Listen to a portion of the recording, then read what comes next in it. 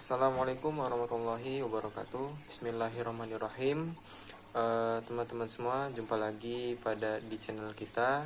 Dalam video kali ini saya akan menyampaikan sebuah materi berkaitan tentang definisi daripada filsafat hukum Islam. Namun sebelum materi ini kita mulai, saya akan memperkenalkan diri sebelumnya. Perkenalkan teman-teman semua, nama saya Muhammad Fajar Firdaus dengan NPM 2021010080. Saya merupakan mahasiswa Fakultas Syariah, Program Studi Hukum Keluarga Islam angkatan 2020. Oke teman-teman semua, mari kita mulai. Yang pertama, saya akan menyampaikan mengenai definisi pengertian dari filsafat hukum Islam. Oke, yang pertama ada pengertian filsafat hukum Islam. Kata filsafat hukum Islam ini terbagi menjadi 3 kata. Yang pertama ada filsafat, yang kedua ada hukum, yang ketiga ada Islam. Nah, yang pertama filsafat hukum. Filsafat hukum yaitu pengetahuan tentang pemikiran mendalam, sistematis, logis, dan radikal yang membahas tentang aturan-aturan yang menyangkut kehidupan manusia. Kehidupan manusia di sini bisa kehidupan pribadi, kehidupan bermasyarakat, dan kehidupan bernegara. Dan yang kedua ada hukum. Hukum yaitu serangkaian aturan-aturan yang mengatur tentang perbuatan, tingkah laku, kehidupan manusia. Nah, atau dalam bahasa singkatnya, hukum bisa diartikan sebagai ketetapan.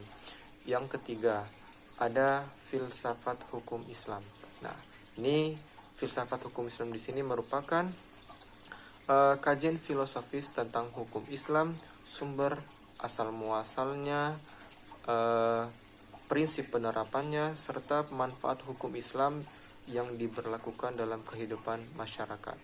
Nah, jika 3 definisi tadi kita gabungkan, maka dapat disimpulkan bahwasannya filsafat hukum Islam ini adalah setiap kaidah, asas, aturan, pengendalian masyarakat pemeluk agama Islam.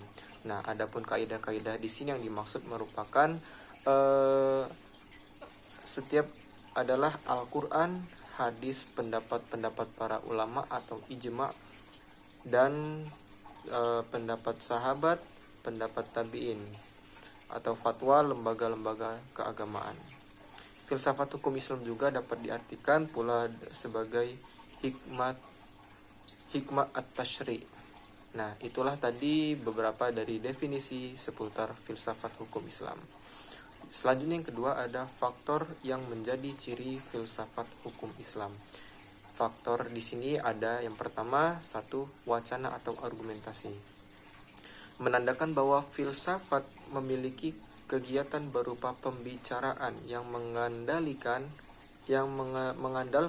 pada pemahaman rasio tanpa verifikasi data empirik. Kebenaran filosofis ini tidak memerlukan pembuktian atau tidak memerlukan didasari bukti kebenaran baik melalui eksperimen ataupun data dari lapangan. Yang kedua, faktor yang menjadi ciri filsafat hukum Islam ini yaitu segala hal atau sekalian alam. Artinya, materi atau pokok pembahasan dalam filsafat hukum Islam ini menyangkut segala hal yang bersifat universal. Ada atau tidak ada masalahnya, filsafat merupakan bagian dari perbincangan. Hal itulah yang membedakan antara filsafat dengan ilmu pemahaman, ilmu pengetahuan. Kalau ilmu pengetahuan membicarakan lingkup tertentu atau spesifik. Kalau filsafat hukum ini merupakan segala hal yang menyangkut dalam alam ini itu dikaji oleh filsafat. Maka filsafat ini bersifat universal. Yang ketiga, sistematis. Artinya perbincangan mengenai segala sesuatu itu yang di filsafat ini secara teratur, mengikuti sistem yang berlaku sehingga tahapannya mudah diikuti. Dengan demikian, perbincangan tersebut tidak dapat diikuti atau ditiru oleh orang lain, meskipun pada akhirnya hanya ada satu pengertian mengenai sesuatu yang dimaksudkan atau yang dibincangkan itu tadi. Selanjutnya yang keempat, yaitu dari faktor yang menjadi ciri filsafat hukum Islam itu adalah radikal. Radikal di sini yang dimaksudkan adalah artinya sampai ke akar-akarnya, sampai pada konsekuensi yang terakhir. Radix artinya akar, yang juga disebut archo sebagai ciri khas berpikir filosofis. Adapun perbedaannya dengan pengetahuan adalah adanya sistem sebagai adanya asumsi sebagai titik tolak yang disebut sebagai keyakinan filsafati. Yang terakhir ada hakikat. Hakikat di sini merupakan istilah yang menjadi ciri khas dalam disiplin ilmu filsafat. Nah, hakikat adalah pemahaman hal yang paling mendasar. Jadi filsafat tidak hanya berbicara tentang wujud atau natural sebagaimana ilmu pengetahuan, tetapi filsafat juga berbicara mengenai hakikat atau makna yang dibalik yang terselubung di dalamnya. Hakikat tersebut merupakan sebagai konsekuensi dari pola pikir atau tindakan secara radikal tadi. Nah, itu teman-teman. Berdasarkan dari 5 ciri faktor yang menjadi landasan filsafat hukum Islam itu, dapat dipahami bahwa filsafat merupakan kebebasan berpikir manusia terhadap segala sesuatu tanpa batas, dengan mengacu pada kemajuan pada hukum keraguan atas segala hal, bahwa sekalian alam dan segala hal dapat dan dilihat dan berbagai hal sudut melalui kontemplasi pemikiran yang sistematis, logis, dan radikal. Nah, adapun yang segala hal yang dipikirkan oleh para filsuf, yang pertama ada berhubungan dengan sesuatu yang metafisik yang tidak dapat dilihat. Yang kedua berhubungan dengan alam semesta, terbentuknya alam semesta oleh pergantian alam, ataupun pada disebutkan pula hukum perubahan. Yang ketiga yang menjadi pembahasan oleh para filsuf yaitu rasional dan irasional. Yang keempat natural dan supranatural.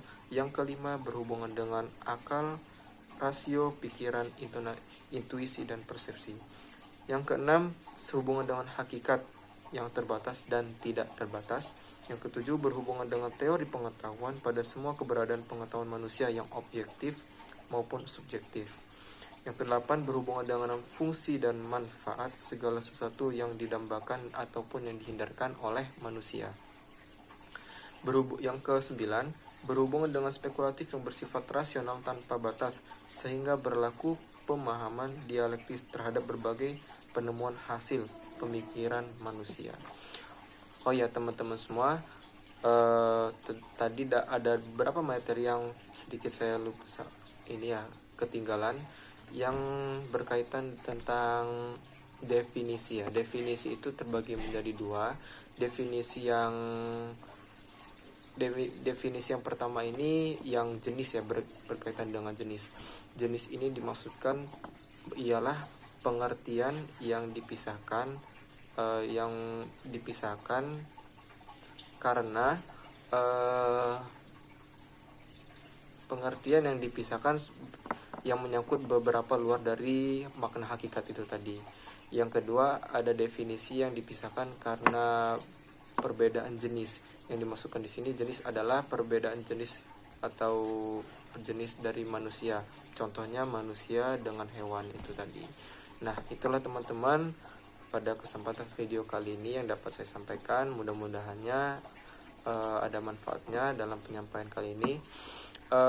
Dan adapun kurangnya saya mohon maaf. Kepada Allah saya mohon ampun. Saya akhiri, wassalamualaikum warahmatullahi wabarakatuh.